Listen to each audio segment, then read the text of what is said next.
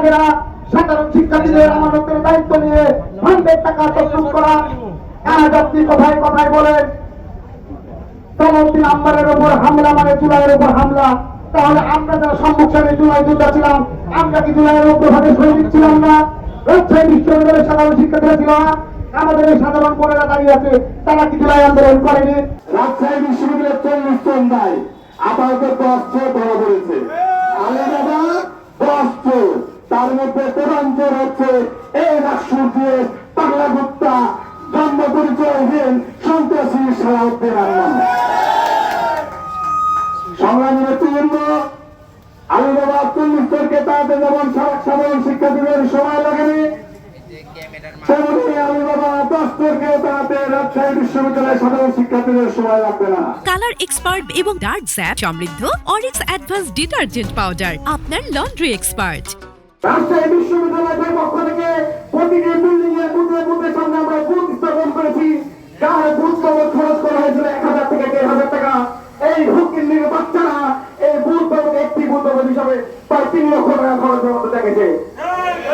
আজকে এক শিক্ষার্থী রাষ্ট্রের এক সম্পাদককে জিজ্ঞেস করছে 8 লক্ষ টাকা তুমি মেরে খেয়ে দিলা? হুকিন্দির বাচ্চা উত্তর দেয়, আমি জমি কিনেছি, আমার বাড়ি নির্মাণ হবে, বাড়ি নির্মাণ হলে তুমি মেরাজ করা দিতে আসো। আরে ফকির বাচ্চা, এটা তোর বাপের টাকা না, এটা রাজশাহী বিশ্ববিদ্যালয়ের শিক্ষার্থীদের টাকা, এটা আমার কিশোর বাবার টাকা, এটা আমার রিক্সাওয়ালা বাবার টাকা,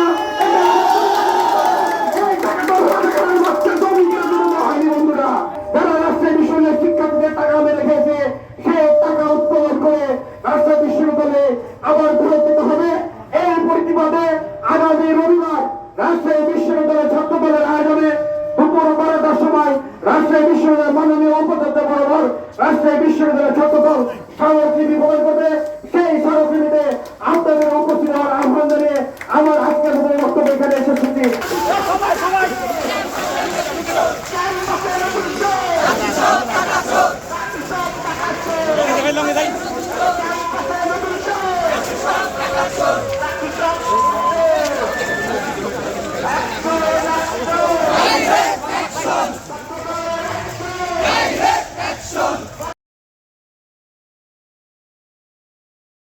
কালার এক্সপার্ট এবং ডার্ক স্যাপ সমৃদ্ধ অরিক্স অ্যাডভান্স ডিটারজেন্ট পাউডার, আপনার লন্ড্রি এক্সপার্ট।